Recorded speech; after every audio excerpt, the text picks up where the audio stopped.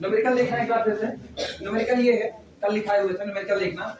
V over F and W over F are the two finite dimensional vector spaces such that dimension of V is equal to dimension of W. दोनों की dimension बराबर है। If F is an isomorphism of V into W, अगर F एक isomorphism है V into W में, then show that F must be V onto W. तब यह V onto कैसा होगा? W का मतलब अगर ये V से W में into है तो कन्फर्म में onto होगा, यही प्रूफ करना है। चलो शुरुआत करते हैं। लिखना जो दिया गया सबसे पहले उसी बात को लिखो सॉल्यूशन में। सबसे पहली बात दी गई है कि दोनों की डायमेंशन आपस में कैसी है? बराबर है। लिखना let dimension of V is equal to dimension of W and both is equal to n। हम मानते हैं, माना दोनों की डायमेंशन ऑफ केवल बराबर है तो दोनों की डायमेंशन हम मान लेते हैं कितनी है? स्मॉल। और एक बात आपने और कही है, F V into W में कैसा है? आइसोमॉर्फिज्म है। लिखना F is an isomorphism, F is an isomorphism, F is an isomorphism of V into W. F is an isomorphism of V into W.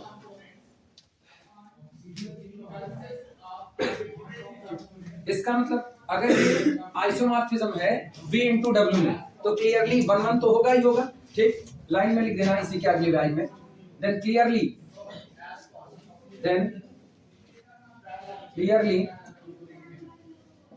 F is 1 1। तब स्पष्ट है जो transformation F हमको दिया गया है ये ट्रांसफॉर्मेशन कैसा होगा? 1 1 होगा। आंटो दिखाना है। आंटो का मतलब W में मौजूद किसी वेक्टर के लिए मेरे पास प्री इमेज होगी ही होगी। ऐसा नहीं हो सकता कि W में एक को मेंबर ऐसा छूट जाए जिसकी प्री इमेज मौजूद ना हो, और इसी बात को हमें साबित करना है। चलो शुरुआत करते हैं। सबसे पहला काम करते हैं, कैपिटल V का बेसिस मान लेते हैं। चूंकि इसकी डायमेंशन n है तो हम लोग अल्फा 1 अल्फा 2 अल्फा n इसका बेसिस ले सकते हैं। लिखना इसी बात को। लेट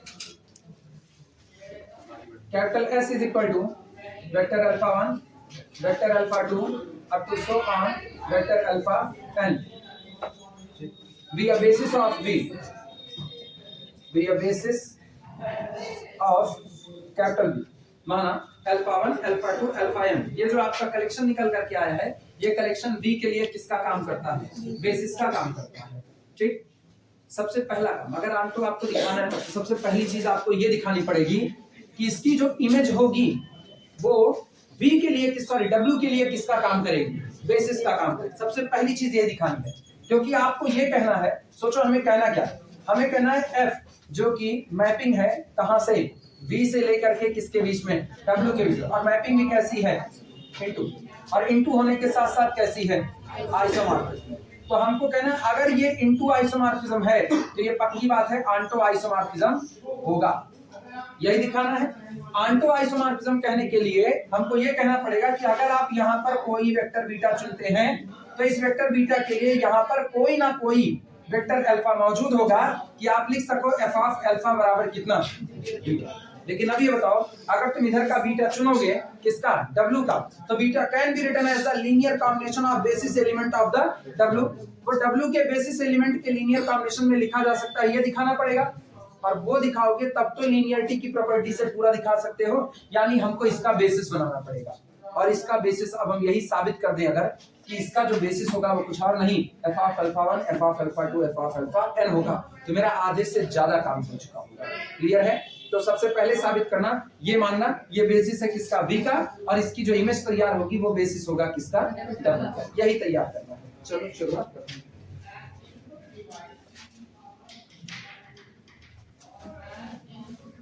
लिखो we shall first show that prove that show that we shall first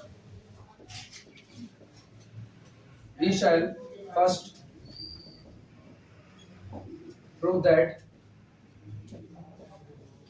सबसे पहले हम ये साबित करेंगे कि collection of f of alpha 1 f of alpha 2 up to so on f of alpha n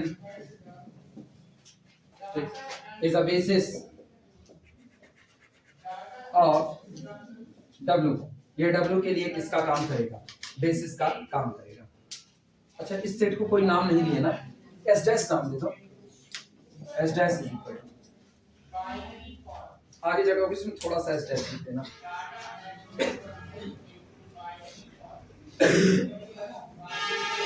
अच्छा ये बताओ, इसको बेसिस साबित करना है, क्या दिखा दें कि ये बेसिस हो जाएगा? केवल और केवल क्या दिखा दें? एल। क्या हमको स्पैन भी दिखाने की नीड है? क्या हमें स्पैन दिखाने की नीड है? बस रुक जाओ, सब लोग अपने दिमाग में सोच लो, क्या हमको स्पैन दिखाने की नीड है, हाँ या ना? अब हम पूछना चाहेंगे। अब हम रोज पूछेंगे, अब तुम रोज पढ़ोगे ना।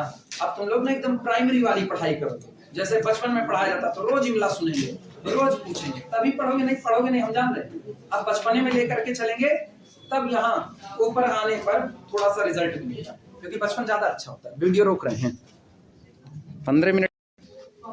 अपने ट्रांसफॉर्मेशन को क्या कहा गया है? 1 1। तो क्या इनमें से कोई रिपीट हुआ होगा? नहीं हुआ होगा, ठीक। ना तो इनमें से कोई रिपीट हुआ होगा, ना तो इनमें से कोई जीरो हुआ होगा, क्योंकि 1 1 के अकॉर्डिंग जीरो वेक्टर की इमेज जीरो वेक्टर पर बन चुकी होगी। और आप यहाँ पर क्या लिए हो? बेसिस। और जब आपने यहाँ पर बेसिस लिया तो कम से कम बेसिस में जीरो वेक्टर तो नहीं डालोगे। तो जब यहाँ जीरो वेक्टर नहीं डालोगे तो यहाँ इमेज भी जीरो वेक्टर आने वाली नहीं है। दूसरी मेन बात, कितने एलिमेंट आ रहे हैं? क्या सबके सब डिफरेंट आएंगे? हाँ, क्योंकि ट्रांसफॉर्मेशन कैसा है? 1 1 है, तो सारे डिफरेंट हुए, तो इसका मतलब हाँ ये सब लोग अलग अलग लोग हैं। तो इनको कुल कितने आदमी गिनोगे? n आ रहे, ये टोटल n लोग हैं, और मेरी डायमेंशन भी कितनी है? n।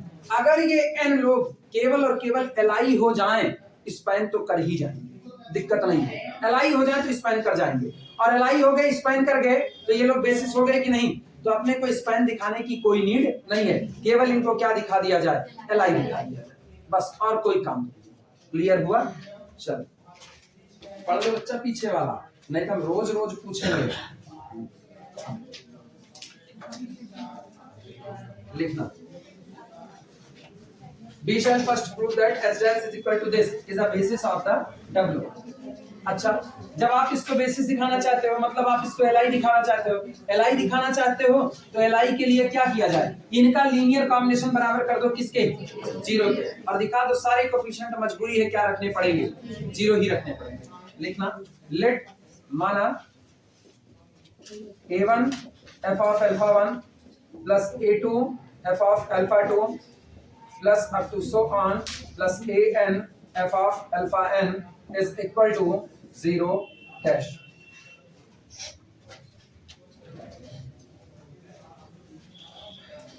ठीक, this implies that, इसको लिखा जा सकता है, this implies that a1 f of alpha 1, अच्छा आगे ये लिख देना, where ai is belong to the our field f, जहां जो आपके कोफिशिएंट है वो कहां से बिलोंग कर रहे हैं? फील्ड से। ठीक, a1 f of alpha 1 plus a2 f of alpha 2 plus up to so on plus an f of alpha n और is equal to f of 0। सही है गलत? लिख सकते हैं, लेकिन f कैसा है? होमोमॉर्फिज्म है, और होमोमॉर्फिज्म है तो जाहिर सी बात है लीनियरिटी को फॉलो करेगा। यानी हम लोग लिख सकते हैं this implies that f of a1 alpha 1 plus a2 alpha 2 plus up to so on plus an alpha n is equal to f of 0। लेकिन ये भी पता है कि ये कैसा ट्रांसफॉर्मेशन है? 1 1, और अगर ये 1 1 ट्रांसफॉर्मेशन है तो ऑब्वियस सी बात है equal images give equal element, और इमेज बराबर हो चुकी है किसकी? इन दो एलिमेंट की। तो ये दोनों एलिमेंट भी आपस में कैसे होंगे? बराबर होंगे। Since f is 1 1, this implies that a1 alpha 1 plus a2 alpha 2 plus up to so on plus an alpha n is equal to 0। ऐसा, और आप सोचो हम वहां पहुंच गए जहां सारे कोफिशिएंट 0 हो चुके हैं। ये बताओ किसका लीनियर कॉम्बिनेशन है? ये अल्फास का, और अल्फास कौन है? बेसिस एलिमेंट है। बेसिस एलिमेंट के लीनियर कॉम्बिनेशन से 0 बनाने का दुनिया में बस एक तरीका मौजूद है, सारे कोफिशिएंट क्या सजा दिए जाए? 0। but alphas are basis element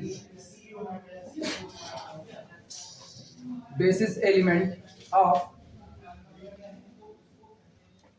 capital B. This implies that A1 बराबर A2 बराबर up to so on बराबर AN all are equal to 0. This implies that, इसका मतलब सोचो सारे कोफिशिएंट 0 हो गए, इसका मतलब f of alpha 1, f of alpha 2, f of alpha n, इनका इस्तेमाल करके 0 बनाने का केवल क्या तरीका है? एक तरीका, और वो ये है कि सारे कोफिशिएंट क्या भरे जाए? 0. तो आपका ये लिया गया ये इमेज वाला सेट कैसा हो गया? Li हो गया कि नहीं हो गया? This implies that S dash is equal to f of alpha 1, f of alpha 2 up to so on f of alpha n is equal to is linearly independent. ये सेट आपका कैसा हो चुका है? linearly independent.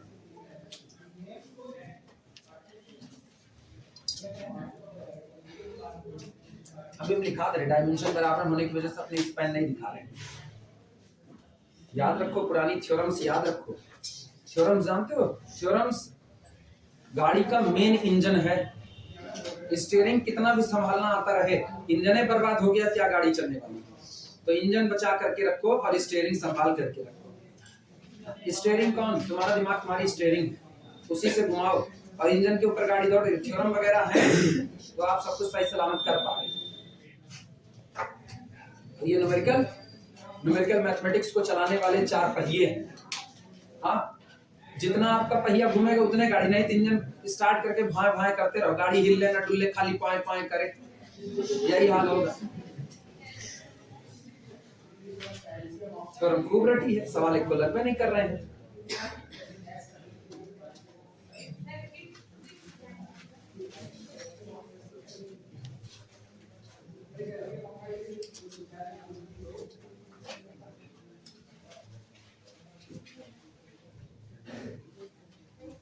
हो जाएगा बताना. और आइगन वैल्यू आइगन वेक्टर वाले लेक्चर का क्या हाल है? मॉर्निंग बैच कंप्लीट हो गए सब? कितने लोगों का बकाया चल रहा है? जरा हाथ ऊपर करो तो होगा तो पक्का. कितने कंप्लीट हुए? 3 हुए. कितने पढ़े हैं? 7 पढ़े हैं. 4 बचे हैं ना? 4 बचे. कब कंप्लीट करोगे? कल तक कर लो. नहीं पता चल रहा है ना, जिस दिन आपकी खोपड़ी सन की, एक क्लॉक एक एंटी क्लॉक, जान रहे हो ना? एक एलआई दूसरा एलडी. हो गया सबका? सबका हो गया? लैंग्वेज बोले? लैंग्वेज नहीं, हम ही लिख दे रहे हैं.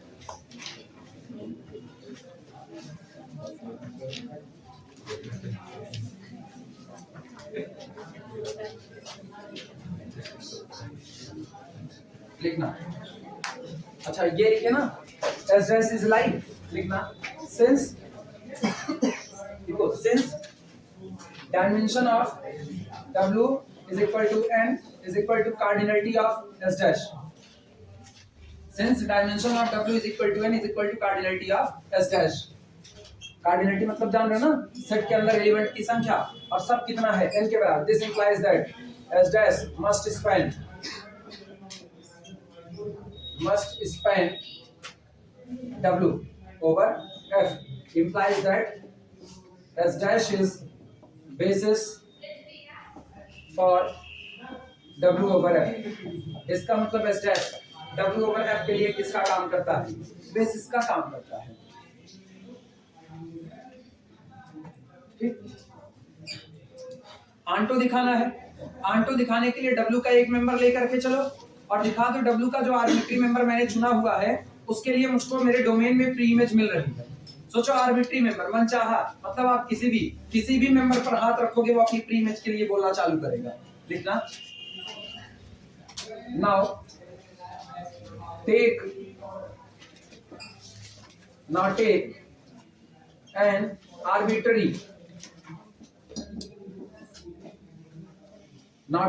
Arbitrary vector beta belong to the W. अब हम क्या करते हैं? अपने मन का W का एक कोई भी वेक्टर बीटा चुन लेते हैं. और अगर आपने लिख लिया, सोचो ये किसका मेंबर है, W का, और W का बेसिस कौन है, S dash, it means vector beta can be written as the linear combination of the member of the S dash, यानी so there exist scalars C1 C2 up to so on Cn such that vector beta can be written as C1 linear combination बना रहे, गौर करना, C1 f of alpha 1 plus C2 f of alpha 2, इस तरीके से चलते हुए so on plus Cn f of alpha n। जितने पढ़ रहे हो ना, सब पे सारे लेक्चर पे डेट डालते चलना, हम जितना वीडियो अपलोड करें डेट वाइज डाल रहे हैं, ठीक। थोड़ी सी डेट इधर उधर की हो गई है बस, किसमें 23 डाल दिया, अरे हम फ्यूचर मतलब ट्रेवल करके आ रहे हैं, हाँ अरे उसको 22 कर देंगे आज, एक दिन ऐसे और था ना, नहीं हम 22 डाले थे, नहीं हम नहीं भूलेंगे, हम पास्ट में चले गए थे। सोचो आइंस्टीन होते कितना खुश होते, एक ऐसा लड़का मिला जो फ्यूचर भी टहलाया पास्ट भी टहलाया, बस यही नहीं रहा। एक वीडियो अपलोड किए थे, 22 में अपलोड कर रहे थे, 21 डाल दिए गलती से, और अभी तुम लोग बता रहे हो 23 में, अब उसको पता नहीं हम फ्यूचर में जी रहे हैं। वाह क्या बात है, मैं तो कहीं भी जी सकते हैं। दिस इंप्लाइज, हाँ मानना कि माना 2050 चल रहा है और मैं आज भी यंग बना हुआ हूं। दिस इंप्लाइज दैट, सुनो लीनियरिटी फॉलो कर रही है, तो इसका मतलब हम लोग क्या कहें, vector beta is equal to F of C1 alpha 1। सुनो दो लेक्चर एक दिन के एक में मर्ज कर दिए, उसी में 23 डाल दिए। हाँ तो वो ना एक्चुअली उसको कंप्रेस भी क्या किए थे, उसको कंप्रेस करते वक्त ना उसका जो नाम दिए थे, कोड नेम, वो दिए थे लीनियर ट्रांसफॉर्मेशन। अरे तुम लोग तो पगलवाए थे, कैसे याद रहता कौन सा लेक्चर है, तो मर्ज करते वक्त यही ट्रांसफर कर दिया, लीनियर ट्रांसफॉर्मेशन एग्री। अब उसके बाद फिर अब उसी मूड में उसको टाइप कर रहे थे, टाइप करते तो 23 चढ़ गया होगा, या हो सकता है एलियन मुझसे संपर्क करना चाह रहे हो, इसीलिए मेरे हाथों से ऐसी गलतियां हो रही हैं। Plus C2 alpha 2 plus so on plus Cn alpha n, ठीक ये रहा। अब ये बताओ, इधर इधर बात सुनो, बात सुनो, ये किसका लीनियर कॉम्बिनेशन है, ये किसका लीनियर कॉम्बिनेशन है, अरे अल्फा 1 का अल्फा 2 का अल्फा n का लीनियर कॉम्बिनेशन, और ये लोग किसके बेसिस हैं, ये लोग V के बेसिस हैं, तो अंदर लिखा गया एलिमेंट किसका है, V का है। अब सोचो आपने बीटा किसका चुना था, W का, लेकिन बीटा कह दिया मेरी एक प्री इमेज मौजूद होगी, मेरी प्री इमेज मौजूद है, वो प्री इमेज कौन होगी, ये अंदर वाला एलिमेंट है। सोचो बीटा के लिए एक एलिमेंट मिल गया कि नहीं मिल गया, इसका मतलब this implies that for all vector beta belong to the W there exist alpha belong to the capital V such that we can write vector beta is the F image of alpha। आप ऐसा लिख पा रहे हो, and this implies that F is onto। F कैसा transformation हुआ, onto हुआ।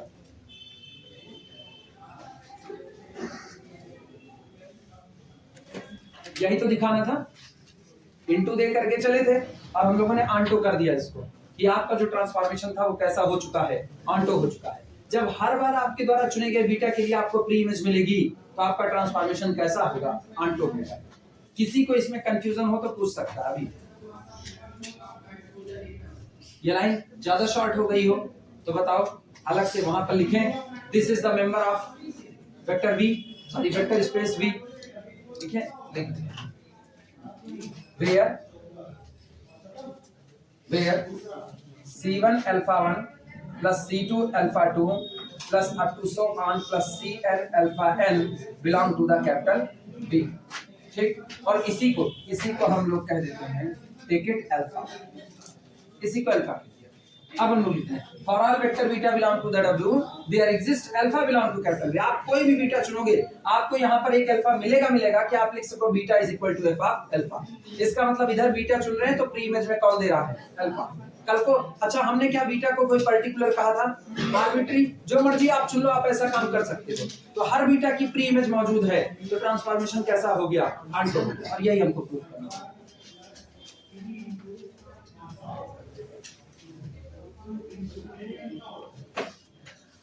Note करो, चलते हैं फिर आगे।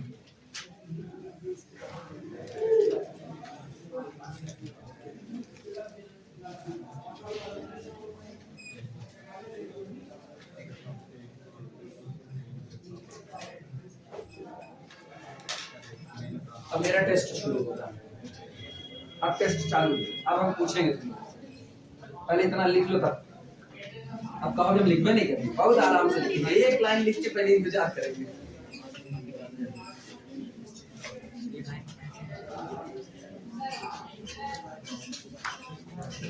हाँ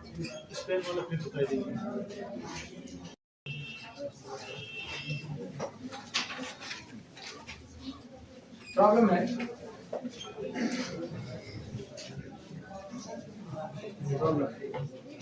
give an example of a 1-1 linear transformation.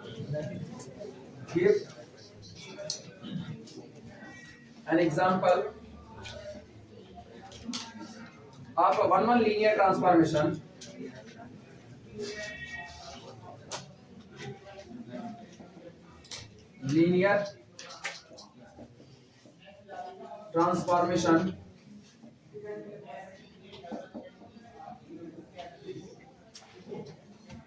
of an infinite dimensional vector space of an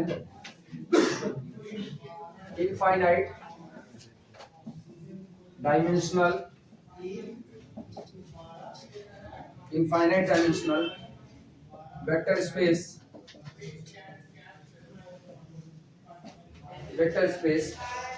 which is not an isomorphism, which is not an isomorphism,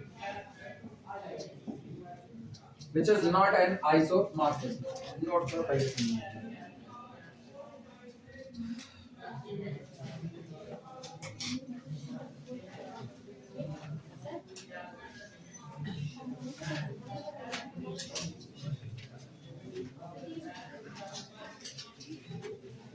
Correct. Give an example of a 1-1 linear transformation. आप एक 1-1 linear transformation का example दीजिए, ठीक? Of an infinite dimensional vector space, which is not an isomorphism, जो कि एक which is not an isomorphism, जो एक isomorphism नहीं है।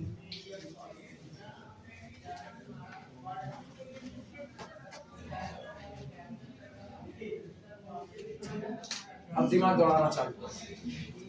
अब एग्जांपल देना तो एग्जांपल से तुम लोग दोगे ना, थोड़े रुके। इधर बात, तुमको डोमेन को डोमेन दोनों थमाते, ठीक है? वो केवल ये एक बात कह रहा है, आप जो मैपिंग डिफाइन करो वो कहां से डिफाइन करो, इनफाइनाइट डायमेंशन पर डिफाइन करो।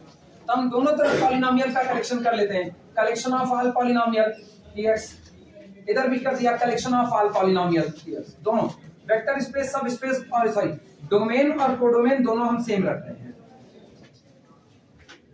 दोनों हमने सेम रखा, ठीक? मुझको पता है कलेक्शन ऑफ ऑल पॉलिनोमियल, इसकी भी डायमेंशन कितनी और इसकी भी डायमेंशन कितनी, दोनों की डायमेंशन इनफाइनाइट। मैपिंग ही तो डिफाइन करनी है, और मैपिंग भी ऐसी डिफाइन करनी है कि जो मैपिंग कैसी रहे, 1-1 रहे, आंटो ना रहे। अब गौर करना, मैपिंग देखना, इधर एक पॉलिनोमियल चुनो, इधर एक पॉलिनोमियल देखना, a0 plus a1 x plus a2 x square plus so on plus an x to the power. क्या ये है कि नहीं? ये एक एलिमेंट है, ये एक एलिमेंट है, और हम कह रहे हैं हम ऐसी मैपिंग डिफाइन करेंगे ना, इधर आप n डिग्री का कोई भी पॉलिनोमियल लो, n डिग्री का कोई भी, क्या हमने डिग्री फिक्स की? नहीं, n डिग्री का कोई भी पॉलिनोमियल। अच्छा बताओ, n डिग्री का पॉलिनोमियल लोगे तो an पक्का डज नॉट इक्वल टू 0। अभी तो n डिग्री का हुआ, ठीक? अब ये बताना, आपने n डिग्री का कोई भी पॉलिनोमियल लिया और आप इसकी मैप करने चल रहे हो, तो इसकी मैप हम कर रहे हैं, गौर करना कैसे मैप कर रहे हैं। इसकी मैप हम n+1 डिग्री के पॉलिनोमियल पर कर रहे हैं, n+1 डिग्री के। लेकिन मेरी चालाकी ये है ना, हम इसको आंटो नहीं बनने देना चाहते। आंटो का मतलब जब हम इधर से इधर लौटें, जब हम इधर से इधर लौटें तो हमको एक मेंबर ऐसा इधर मिल जाए कि जिसकी प्री इमेज आने से इनकार। इतने तो बात है। अब गौर करना, जब हम इमेज लेंगे ना, तो इमेज में हम कह रहे हैं हम इधर जिनकी भी इमेज लेंगे उसमें कांस्टेंट टर्म होगा ही नहीं। हम कह दिए उसमें कांस्टेंट टर्म रखेंगे नहीं। और जब आप कांस्टेंट टर्म नहीं रखोगे और सोचो इधर कुछ ना कुछ कोफिशिएंट भी तो लगेंगे, खोजने नहीं जाएंगे, चालाकी से कोफिशिएंट निकालेंगे। हम कहेंगे इमेज आएगी a0 जो यहाँ कांस्टेंट था वो इसका कोफिशिएंट बन जाएगा a0x, और a1 किसका कोफिशिएंट बन जाएगा आगे वाले का, plus a1 x square plus अब की बार a2 x 3 प्लस चलते चलते सो 1 प्लस an तो x to the power n plus 1। n degree के पॉलिनोमियल की इमेज को कहां भेज रहे हैं, n प्लस 1 डिग्री के पॉलिनोमियल पर। अब ये बताओ तुम n डिग्री का कोई भी एक पॉलिनोमियल चुनो, क्या ऐसा एक पॉलिनोमियल बना सकते हो कि नहीं? और एक क्या बनेगा, दो नहीं बनेगा। 1 1 है कि नहीं, 1 1 है, ठीक। किन्हीं भी दो अलग अलग वालों की एक पर इमेज नहीं जाएगी। लेकिन जरा गौर करो, अब डोमेन की तरफ आना, डोमेन की तरफ, सॉरी कोडोमेन की तरफ। कोडोमेन की तरफ कांस्टेंट 3 पड़ा है, कांस्टेंट 3। बोलो 3 की प्री इमेज क्या बनेगी? ये देखिए मैं कॉपी रखेंगे हम अपनी। नहीं नहीं, किसी क्लास में छोड़े हो। ये बताओ 3 की प्री इमेज क्या होगी? 3 की प्री इमेज होगी भी नहीं होगी। एक चीज गौर करो, इधर केवल वही लोग अपनी प्री इमेज रखेंगे, दिमाग चलाना, केवल वही लोग अपनी प्री इमेज रखेंगे जिनमें देखो सब पर एक्स सजा पड़ा है कि नहीं? क्या इसमें कांस्टेंट टर्म है? तो अगर इधर कोई कांस्टेंट टर्म वाला आ गया तो वो अपनी प्री इमेज दे ही नहीं पाएगा। आपने रूल ही ऐसा बना दिया। आपने कहा कि इधर आप कोई भी n डिग्री का पॉलिनोमियल, इधर रोक नहीं लगाई, इधर कांस्टेंट भी उठाओगे। सोचो हम कांस्टेंट उठाते हैं, मान लो कहां गया मेरा मार्कर, अरे मर गया यार। कांस्टेंट उठाया, इधर 3 उठाया, 3, तो सोचो इस 3 की इमेज उधर क्या बनेगी? f of 3 is equal to कितना बना? 3x हुआ। क्यों? क्योंकि 3 किसका कोफिशिएंट था? x टू दी पावर 0 का, तो 3 को शिफ्ट कर दिया x टू दी पावर किस पर? बाकी कोई था ही नहीं। तो इसका मतलब 3 की इमेज कितनी बना दिया? 3x। लेकिन अब की बात सोचो जरा, इधर हम कांस्टेंट 3 ले रहे हैं, इधर कांस्टेंट 3, आपकी मैपिंग ही ऐसी नहीं। आपकी मैपिंग इधर सब x वाले टर्म रखी है कि नहीं? सारे x के, क्या कांस्टेंट मौजूद है? नहीं। तो इसका मतलब जब जब आप इधर चुनोगे, गौर करना, कुछ ऐसा किस्सा है 2x प्लस 4x स्क्वायर, और इधर हम लिख रहे हैं 3x square plus 9x cube. इधर लिख दिया 3, इधर लिख दिया 4x square plus 7x cube. और आप इधर देखना, इमेज ले रहे हैं, प्री इमेज बोलना, प्री इमेज। इसकी प्री इमेज कोई बोलेगा? 2 प्लस 4x, प्री इमेज मिली कि नहीं मिली? अच्छा, इसकी प्री इमेज कोई बोलेगा? 3x प्लस 9x स्क्वायर, इसकी प्री इमेज कोई बोलेगा? 4x प्लस 7x स्क्वायर, और इसकी प्री इमेज कोई बोलेगा? क्या 1 1 है कि नहीं? लेकिन आंटो नहीं मिला कि नहीं? बस चालाकी खेलनी है और कुछ नहीं, केवल चालाकी खेलनी, इसके अलावा आपको कोई और काम नहीं करना। समझ में आया? चलो जवाब लिखते हैं, लिखो। Take vector space px, take vector space px, take vector space px। तो भाई किसका है? अच्छा, take vector space px, that is collection of all polynomials. Take vector space px, that is collection of all polynomials, that is collection of all polynomials, that is collection of all polynomials. ठीक। Now define a map, now define a map f from px to px. Now define a map f from px to px such that, सामने mapping लिखी गई, सामने mapping लिखी, f of a0 plus a1x plus a2x square plus anx की power n is equal to a0x plus up to so on।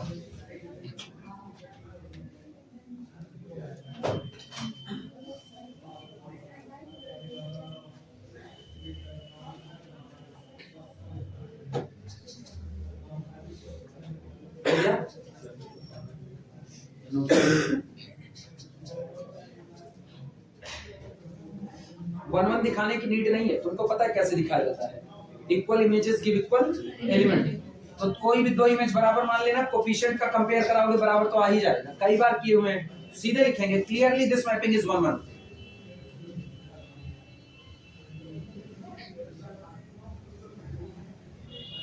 ये इतना लिखो, इसके बाद ये डिफाइन, और उसके बाद clearly this mapping is 1 1। Clearly this mapping is 1 1, but it is not onto। Clearly this mapping is 1 1, but it is not onto, because ये सब लोग लिख चुके हो ना? रुके? अच्छा रुके हुए, जारी कहाँ गए थे?